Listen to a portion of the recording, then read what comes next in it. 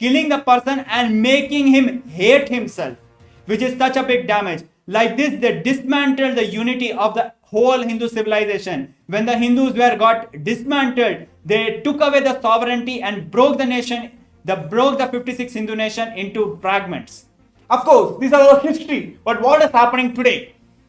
See, the Kailasa is the most vulnerable to all the decisions. They have attacked. They are the most victim for this decision. Today, Kailasa stands, the Supreme Pontiff of Hinduism stands for the revival of all these ancient, enlightened Hindu civilization nations. By this, however, this Hindu mystic media elements narrative states that Kailasa is a cult and is a fictional nation. By uttering this, it is fundamentally violating the fundamental rights of the 2 billion Hindu diasporas. By stating a nation fictions, it is removing their fundamental rights of the 2 billion Hindu diasporas. In fact, the CTA, the Criminal Trials Act, is no more applied to individuals or communities. It is now being applied to the nation of KAILASA by calling it as a cult. Just because of the practice of Hinduism, just because of revival of Hinduism, just because we are the indigenous Hindus reviving the true glory of Sanatana Hindu Dharma, they call us a cult. Is this not shameful? Are they not ashamed? This is what is racism. This is what is xenophobia. None of which exist in Hinduism. How can racism exist in Hinduism? Let us see what this report has to tell about this. Shame on the anti-Hindu medias and shame on the yellow medias, because they never stood for the truths. They always been influenced by the deep state elements who fed them with all their money, political influence, and they have continuously attacked all the Hindus, Hindu gurus who stood for the Hinduism.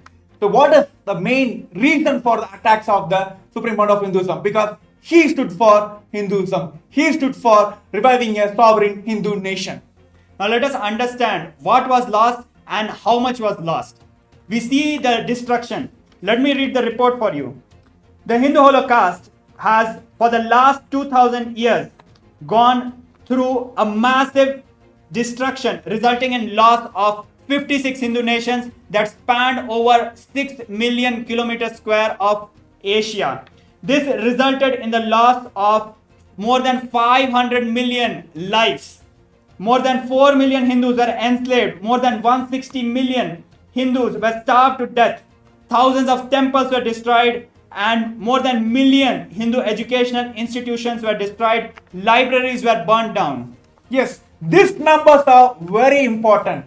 Not only for the global viewers, even for the neo-Hindus, because they doesn't know about the history, because the very history has the very Hindu Holocaust.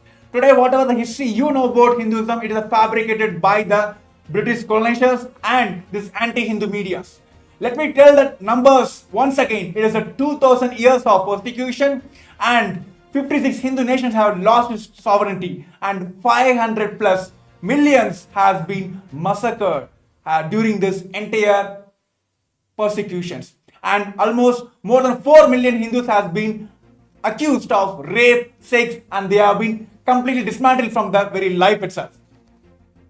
But understand, all these things never happened in Hindu nations. The reason is there was no casteism, there was no xenophobia, there was no racial discrimination. How can there be any racial discrimination or casteism in Hinduism when we believe the glorious principles of Hinduism? Now let us see directly from the report what it has.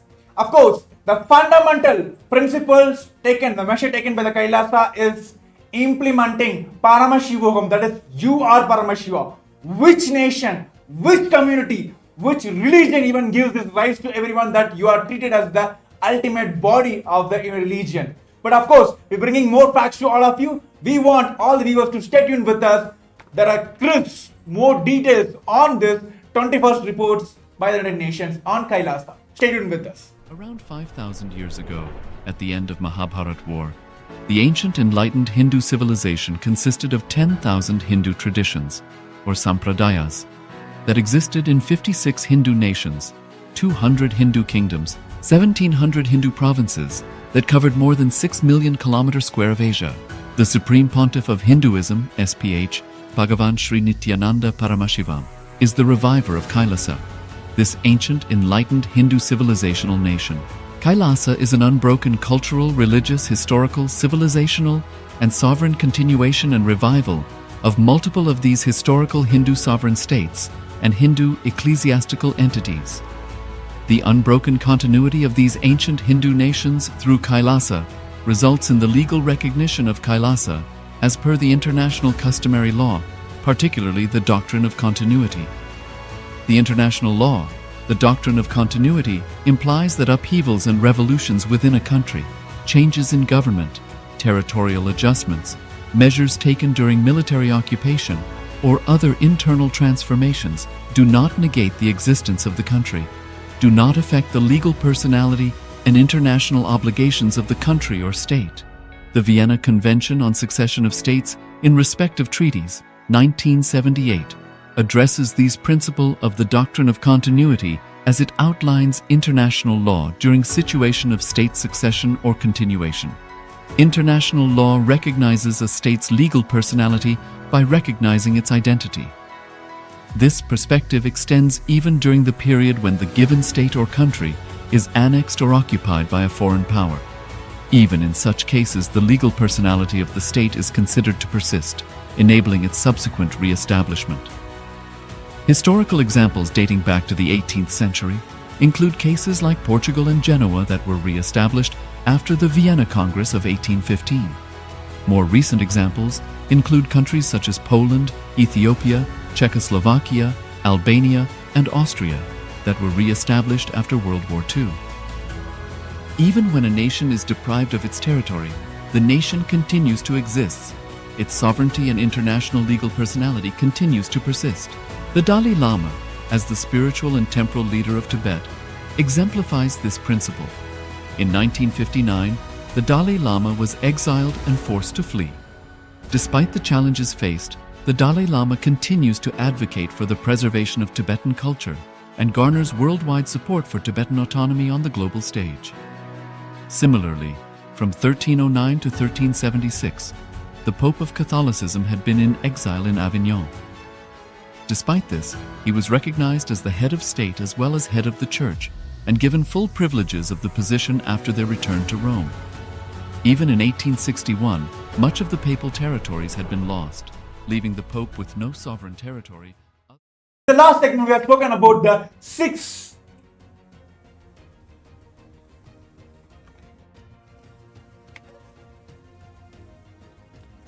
Now we are back and continuing on the release of the 21st report of KAILASA by the United Nations.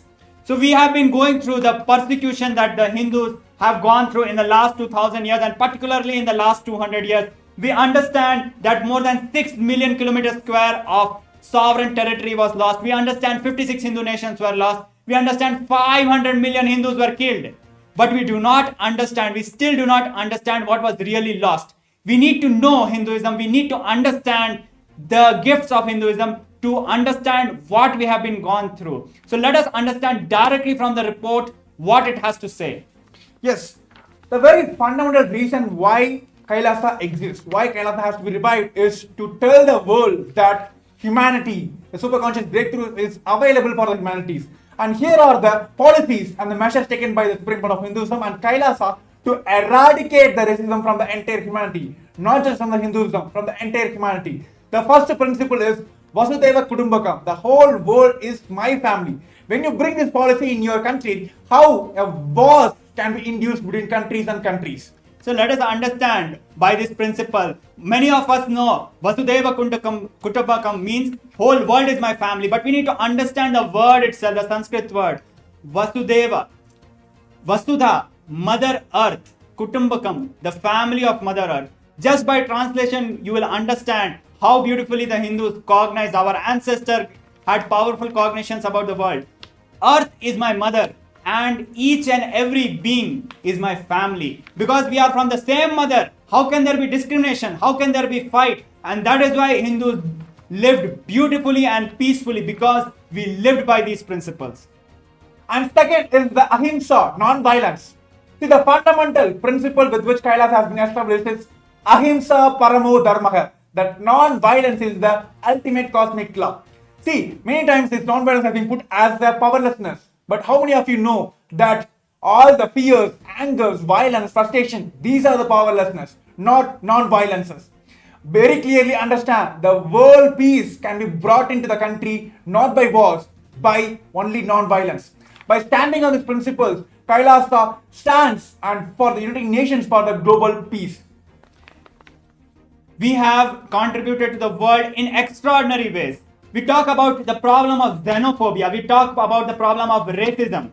None of these problems exist in Hindu nations. How can it exist? Because we never treated people as merely equal. People are not just equal.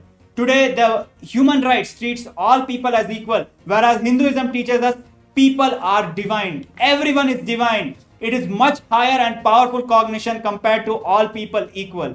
And because of this powerful cognitions, we treated everybody as divine. We treated plants as divine. We treated animals as divine. We treated land as divine. We treated inanimate objects as divine. And because we saw Paramashiva, lived with Paramashiva in each and every aspect of this cosmos, because of that, we lived peacefully with nature. We lived peacefully with each other. These are the gifts of Hinduism which have been lost when the 56 Hindu nations were lost. And today we are speaking about the racism. Of course, it is not just in Hinduism. The entire world faces the racism all around the world. But what is the solution KAILASA is giving? What is the solution Hinduism is giving is Advaita. The only experience, only principle which belongs to Hinduism is Advaita. How many of you know that Hindus have fundamentally rooted in the Advaita, oneness with the entire world, entire universe? Then where comes the racism? And when we understand the destruction by the caste system, it might look superficial.